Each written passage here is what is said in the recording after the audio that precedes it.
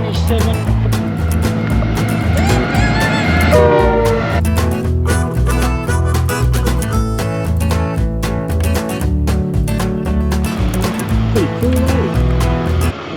Okay, so I've got Jace here from JK Adventures in KUNUNURRA. G'day, Jace. Hey, mate. Good to see you again, mate. Yeah, good to see you guys back. It's been 2 years, and again, we've had a few damages which you've got us on the road and you fixed it up for us. But do you want to just tell us what's happened in your life in the 2 years and with your business and what you're actually doing now? Yeah, so we've grown quite a bit. We've gone from 1 staff to 5, 6 staff. Seasonally, it's grown 3-4 times the size compared to 2 years ago. We've now become a Yamaha dealer as well, so authorised Yamaha marine dealer. That's brought in a lot of extra business over the wet season, and a lot of renovations as well. Just on that, Yamaha, but if someone has Suzuki or some other motor, can you still tinker with it or not? Or yeah, only Yamaha? No, we'll do all boats as long as it's not a new motor that's requiring warranty work. So we only do Yamaha warranty work, but we can service any boat and any make. Okay, now van repairs. What sort of stuff are you doing these days with all the vans? What can you cover? Yeah, so absolutely everything. Everything from insurance jobs to warranty work, wall replacements, roof replacements, suspension replacements, services, wheel alignment, wheel balancing, selling of spare parts and accessories, the whole works. Okay, so anything van, well, Jace is your man. But is it camper vans, caravans, is it motorhomes? What do you actually cover? The whole works. One-stop shop. Right, anything van. All right, and where can we find you, mate? So we're at 12 Dinella Way in KUNUNURRA, opposite Argyle Engineering. Easiest way, punch it in Google Maps. And obviously you're in, you've got a website, jkadventures.com.au, is it? Yeah, that's it. Yep. All right, are you on Facebook at all? Yep, Facebook, Instagram. You can find us online on website. We've got an online store as well if you want to buy caravan accessories. And you work Monday to Friday. Do you do Saturday work or not? We are, yeah. We're open Saturdays by appointment, but at the moment we've pretty much been open every Saturday just from high demand. Yeah, righto. And hours, what time are you open in the morning? It's supposed to be 7:30 to 4, but basically 6:30 to 6. Okay. Now, if somebody, I know you used to go and recover people, you're not doing that these days? No, that's all done, so no more recoveries. We're just too busy. We've got too many mechanics, too many jobs, too much stuff going on. If somebody has an emergency job or an after hours job, are you contactable or not? Yeah, call our number. It's got an after hours option, so click the after hour option, it'll come through my mobile and we can help you out after hours. So there you go. If you're coming up if you've done the Gibb River Road, or you're coming up to do the Gibb River Road, coming from Katherine, or coming up from Broome, through Halls Creek, whatever, if you have any dramas at all with your van, ring ahead. Let the guys know what your drama is. They may have the parts here, they may not, they may have to order them in, so it just means you get to spend a bit more time in KUNUNURRA and enjoy the highlights and the sights of KUNUNURRA. But yeah, get in touch with Jace at JK Adventures, and he'll get you sorted and get you back on the road moving. Awesome, thanks. Cheers, Jace. Thanks, Good to see mate. you. Morning. Morning. So we're finally out of KUNUNURRA. Finally leaving KUNUNURRA after our second visit. Yep, and we're making our way to Broken Hill. We're not going via the Tanami as we wanted to. We're now going up the Bitchman. We're running out of time. We've got to be there by the 10th. I think we've got 5-6 days to get there. I think today's the 3rd. Yeah. Yeah. So, yeah, we're going to go via Alice Springs and Daily Waters, not pulling in there, but going past down the Stuart Highway, and yeah, eventually we'll end up in Broken Hill. But because of all our dramas, that's the reason we're not doing the Tanami, because we are running out of time, and we had to go back to KUNUNURRA for repairs, and same with our mates. Just in case we break something else. We don't want to get any more breakages and not make it to the Monday Bash. Absolutely. If we didn't have that time restriction, we could have done it, but because we are heading, you know, to Broken Hill, we want to get there in one piece, and we want to have hot water, we want to have our airbags and shockies and all of that sort of stuff in together. So, but one thing I'd say is, I was speaking to Trav from the service centre at Titanium and to the owner Jason, and He said, well, do you need anything flown out? Do you need any parts? Yada, yada, yada. We'll cover it. We'll have everything fixed. So you cannot fault the service from Titanium. Yeah. But when you are in remote places, it's just a matter of being able to get into a place to be able to get your things fixed. Yeah, so for instance, Coventry Engineering, they are the cruise master people at the northern end of the Gib. So you break anything with your suspension or under your chassis or anything, they're the guys that can fabricate stuff, replace stuff, fix stuff. Now, Mark, the guy that owns it, has just injured his finger and he's down in Perth seeing whether it's got to be amputated. So they've only got Arden, a young fellow that's there who's a boilermaker and that. So it's a little bit hard getting in. You may have a little bit of a wait, but that's what you get when you're in these remote places. You also have JK Adventures, and they do everything else. Insurance, warranties. But not only caravans, they also do marine, so boats. Boats and engines. Yeah.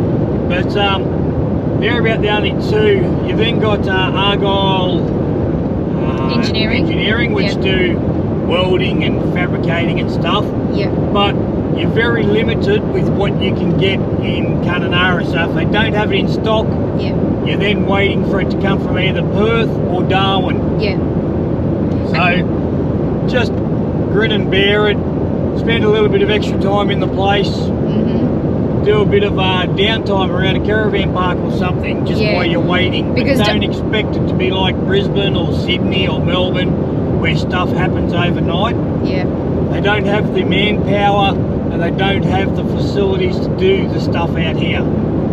So if you're in a rush and you're finishing the Gib River Road and you've got problems, don't expect to come straight in on that Monday morning or whatever and get your stuff fixed. You're going to probably have to wait a few days or a week at least. So settle in, go and see Ivanhoe Crossing, go and see the Zebra Stone, drive up to Wyndham if you've still got your vehicle. You've got Lake Argyle, you've got Buttons Crossing, Triple J tours to do a cruise up the Ord River. There's plenty to do and see around KUNUNURRA. Like you can spend 2 weeks here doing stuff realistically. Yeah, and when you're stuck here, at least you've got the shops and you've got those things to do. So you're not totally isolated. Yeah, they've got a Coles, they've got doctors' facilities, they've got an IGA sort of a tucker box place. But anyway guys, we're heading towards the border again, crossing back from WA to NT. So we'll see you in the NT, hey? Catches.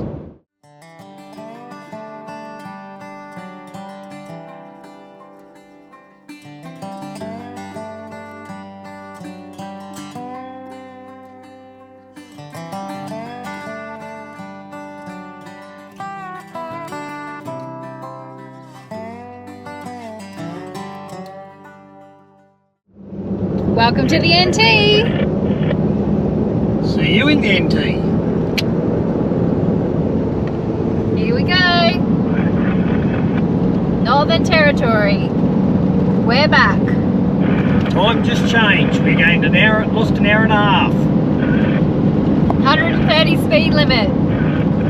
Or for $1 Million Bogan fans, that's $1.30.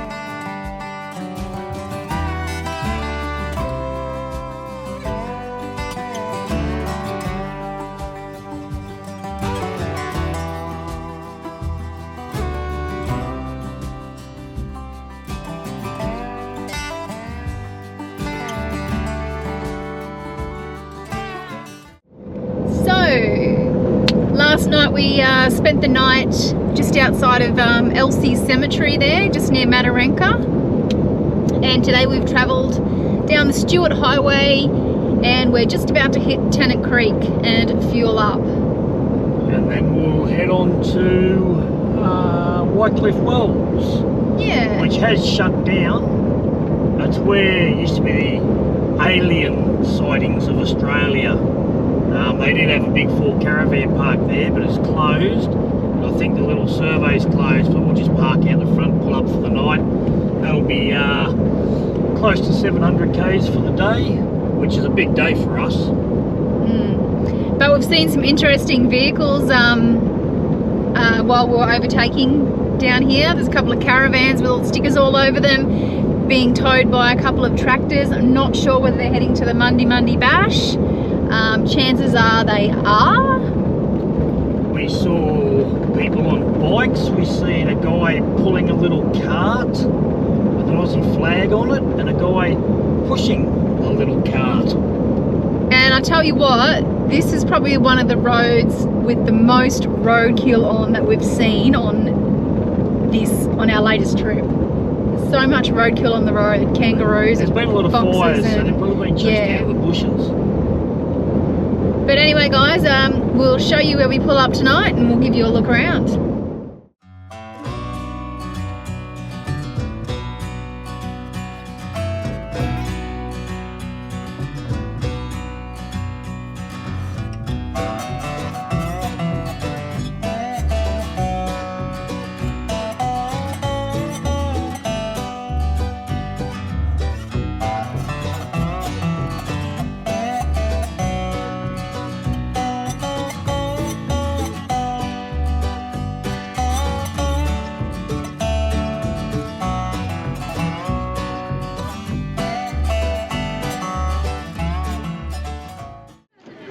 So guys, we've rocked up here on our way through to Alice Springs at Tea Tree.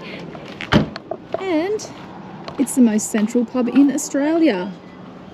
Here at the Tea Tree Roadhouse. Let's see how much fuel is. 259.9 a litre. Restaurant, store, takeaway food. We've got motel, hotel, camping sites, caravan sites and backpacker rooms. Go and check it out.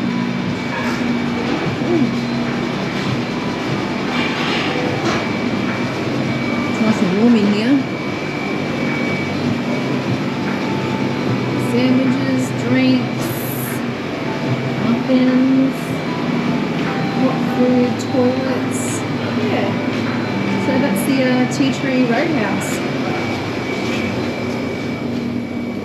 And this is a cool little bar area here.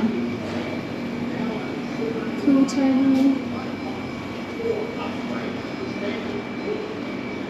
How nice is that? Nice and rustic. Flo's bar. Nice outdoor area. Yeah. This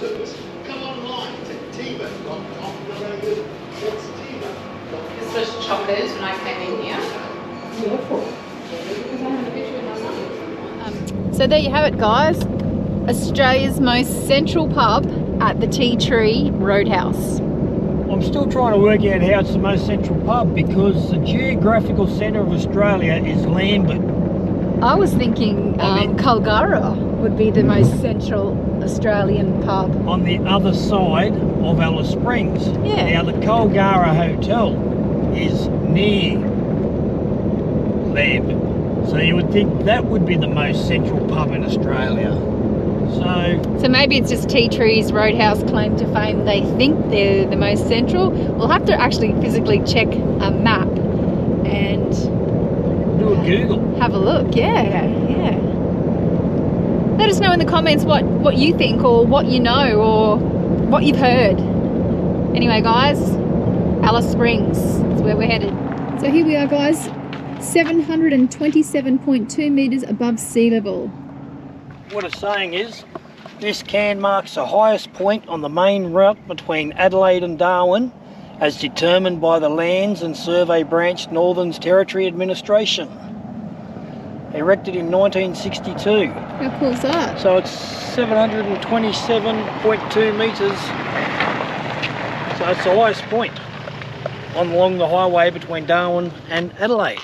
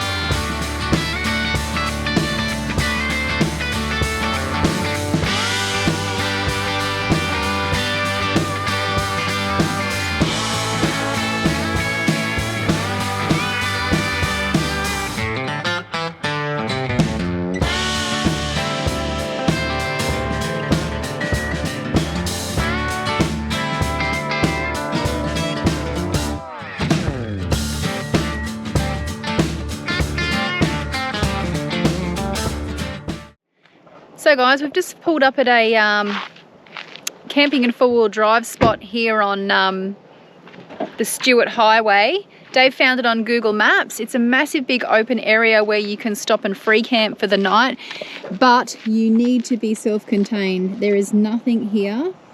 A couple of other vans just rolled in over there. Nothing here, so no toilets, no bins.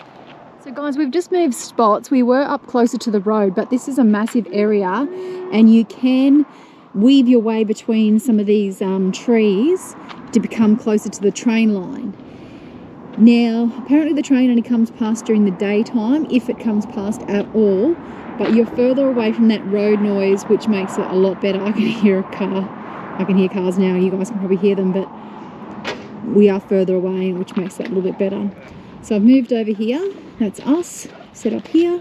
You've got good different adventures over there next to the train. But yeah, if you check Google Maps for four-wheel drive and camping area, just south of Marla on the Stuart Highway, you'll find this place.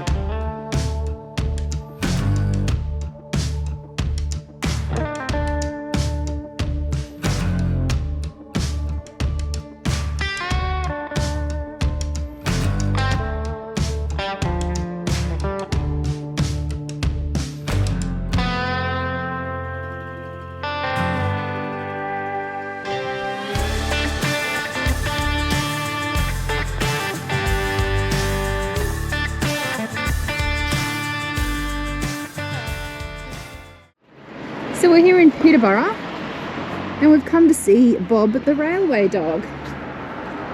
How cute are you, Bob? So what we have here is a statue of Bob the railway dog. And it says here that he died in 1895 and he was aged 13 years of age. Now, Bob was a legendary train traveller and engine driver's companion. I don't know what sort of dog he is. He's got a couple of little dog tags. Now we'll go over the sign over here and we'll have a bit of a look. So here's a real photo of young Bobby. This all says here, the story of Bob, railway mascot, begins when he was rounded up in Adelaide in 1883 with a lot of other stray dogs being sent north to the rabbit plague. So he was adopted by railway guard William Ferry of Karawi and a few months later moved with him to Petersburg. Bob began travelling on the trains, first with his owner and then on his own. He jumped on and off trains as the mood took him making interstate journeys and short suburban trips on trams as well as trains. He also made river trips on the Murray steamers. When he heard the whistle of a train, he was off. He travelled far to Sydney, Melbourne, Oodnadatta, Broken Hill, Mount Gambier and more. When he died in 1895, he was mourned by the travelling public all over Australia. So here we are at the Town Carriage Museum. It is free entry, so we'll go on in and we'll have a bit of a look.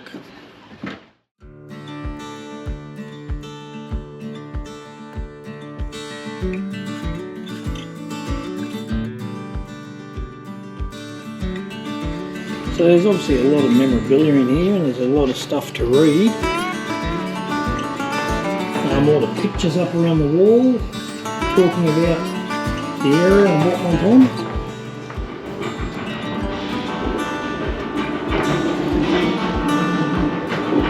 Oh, check the view out. This is a flush train, this one.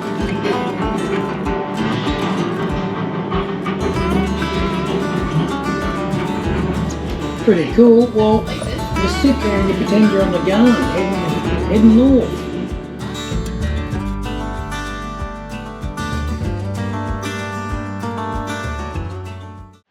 So, we're in a fairly old town, Roz. What do you reckon of it? Peterborough? Yeah, Peterborough. Yeah, that's actually quite nice. It's cool. It's got the real country charm about it, and I love the old buildings. Yeah, there's quite a few of them around and there's a pub generally on every corner. But yeah, there it is. We'll head up to the shops, grab some stuff and might have a look in the next pub.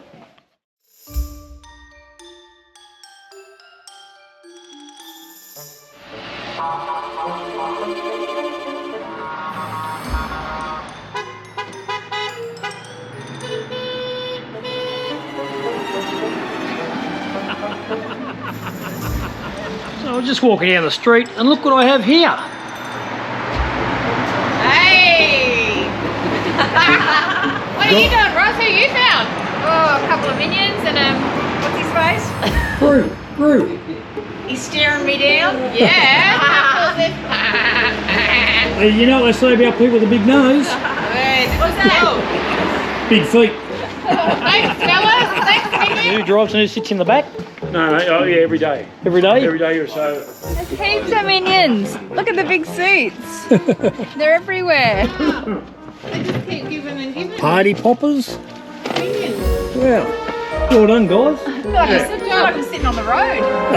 Oh, it's having a wee. Oh, Oh, she's not here? no, that was me. Bloody minions. Sit in the comfy seat.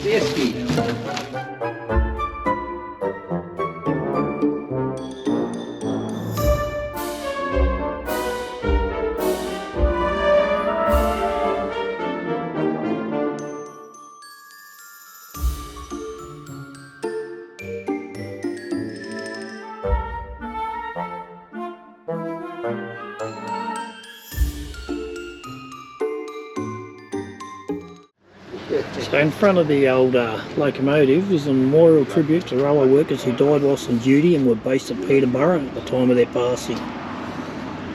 So yeah, there's quite a few of them. Pavers leading up and alongside this monument depict the names of the people who worked on the railway in Peterborough and were purchased by families, friends to acknowledge just some of the many thousands of railway workers associated with the town since 1881. So as you can see, there's all names.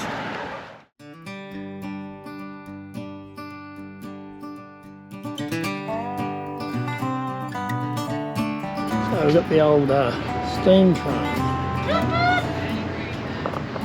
History of locomotive class Y82. In 1888 she was built.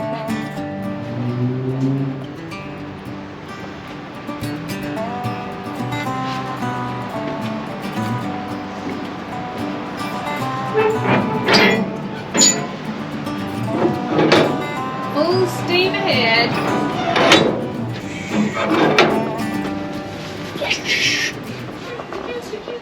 Morning, guys. So last night we spent the night here at Peterborough, a free camp behind the Junction Hotel in the main street. Great little pub, very old, but the meals were fantastic. The two guys that own it and run it are great guys, and they're great cooks, because that food was just so big and well worth the value. But this is the little free camp here, just looking down the street here. It's very foggy and dewy this morning.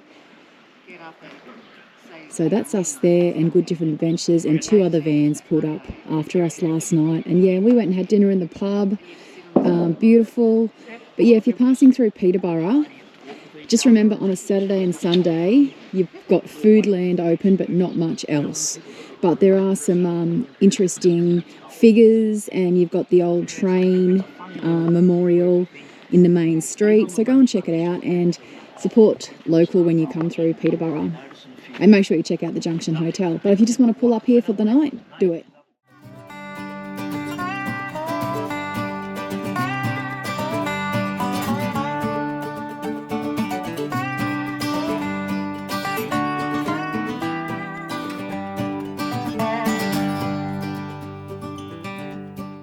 So we've just pulled up at one of the Peterborough signs, and Roz has just taken a photo. We're just going to move the vehicle in front, and then I'll tell you a little bit about it. How cute is this? Pretty cool, eh? I'll go over and see what it has to say. Welcome to Peterborough. Peterborough has a proud history which was built around the railway for well over a century. During the 1950s there were over 100 steam trains a day travelling through the town, and it was recognised as one of the biggest regional railway centres in the north of South Australia. Unfortunately those days have long gone, but the history is being preserved by the installation of monuments such as this one. This model train is the fourth of four train themed entrances made for the four major entrances to the town of Peterborough. The train and bridge was built in Peterborough by Colin Campbell, a retired blacksmith for the District Council of Peterborough. The whole structure took 5 months to make and cost approximately $3,000. It is based on a McQueen's engine number 23, which was built by the something or other locomotive works in America in 1868. How cool is that? But we might go and see if we can find the other ones. What do you reckon, Roz? Absolutely cool. You look shocked. Yeah, cool. I'm cold. So we found the second one, and here it is here. Peterborough. Another cool little thing. I'll have a bit of a read and I'll see what it has to say about this one. It is based on a French train used in the 1800s and is noted for its unusual wheel arrangements of 4, 8 and 0. So yeah, pretty cool. Oh yeah, we see on the back here we've got the little wheels, then we've got giant wheels, and then we have tiny wheels. So yeah, it's a French one. That looks like a French conductor waving a big iron bar at us. So we found another little train at the Tarari entrance of the town. There's 4 of these little trains in the town. This one's number 876. How cool is that? It's a green train. So this model train was built and donated to the town in 1998 by Colin Campbell. This is the first of the 4 railway-themed entrances built for the town. The train took 6 months to make and cost approximately $1,000 to build. So the one on this entrance is the first train. Okay, so this model train was put into place in March 1999. The train is the second of the 4 unique railway-themed entrances which have been built for the town. The train took 9 months to build and cost $3,500. It was built by Colin Campbell, a retired blacksmith, and funded by the District Council of Peterborough. The train is based on the King's Lynn Royal engine Claude Hamilton. It has a wheel arrangement of 440 and was stationed at Hunstanton, England from early 1946. The bridge is based on the one that spans the Tyne in England. Colin decided to build the bridge on the same lines as at the bridge he used to swim underneath as a young boy. So there you go. So now come and have a look. Got a carriage, this one. This one's pretty cool. It's going across the bridge. So there you have it. That's the 4 little trains at all the entrances from Peterborough. Now, I don't know if you know, but Peterborough used to be called Peterburg, and they changed it to Peterborough. It was named after one of the original farmers in the area. There you go. A little bit of useless information. So guys, in the main street of Peterborough here, at the Art Centre, there's a massive, looks like a big paper mache frog. Market's here 3rd Saturday of the month, so 9 till 12:30. So if you're in town on the 3rd Saturday of the month, you might get to come and see the frog. There he is.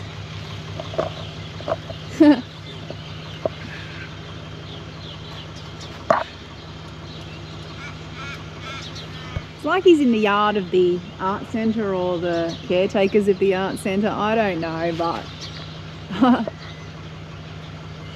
bit of a funny one.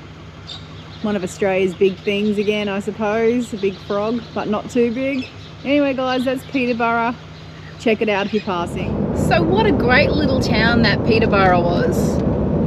Yeah, a lot of history there. We only spent the one night, but we didn't get to go to the steam train museum that was there, which looked pretty interesting. A lot of quirky little shops around, and there's a couple of little op shops in the main street as well, which, looking in their windows, had some really old stuff that you'd probably remember that your grandma would have on her kitchen table or something, but well worth a look if you're passing through.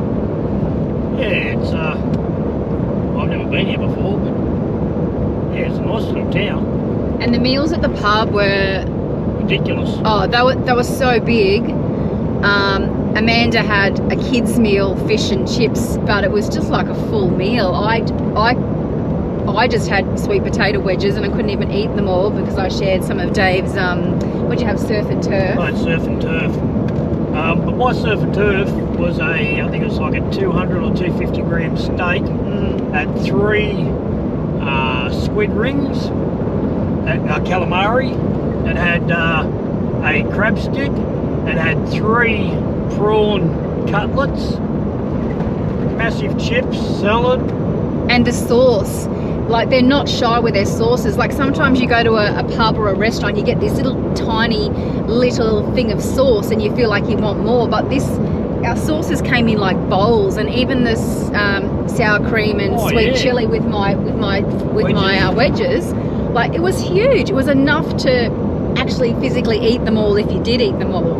I would go as far as to say they were the best sweet potato chips that I've ever had. Yeah, they were amazing. Like, those guys did a great job, and it was pretty busy last night because it was there was 4 caravans out the back. There was some locals in there. Looks like they were having a dinner or something, but there was only one guy cooking and the other one working the bar. So hats off to him. He's done a great job. Yeah, and the meals are amazing. Yeah, they were very reasonably priced. They were huge meal, good country feeds, like probably too big to be honest. Yeah, I'll throw some photos up, but like, if you're coming through Peterborough and you've got your van, instead of staying at the RV park down the road, pull up behind the Junction Hotel, go in for a meal and a beer or whatever, and check out all the knickknacks in the main street. So yeah, another video. This video wasn't as exciting, however, we travelled from Wolf Creek Crater all the way down to Peterborough, and we stopped in at a couple of little free camps on the way down, which we showed you. And one thing I'd like to say is thank you for all the kind words that we've been getting. Thank you for your comments on YouTube. Our numbers are slowly growing. on all platforms, whether it be TikTok, Facebook, Instagram or YouTube. And we've got something coming up in the near future. We've got to wait until we get back to Australia, and we'll let you all know about it. But a company in Australia has reached out to us and asked whether we want to come on board with them and work with them, and yeah, we've got a few things happening in the future. But anyway, it's that time again, joke time with Dave. Hey Roz, Yes, Dave. have you ever seen me tie my shoes with the power of my mind? Nope. I thought not.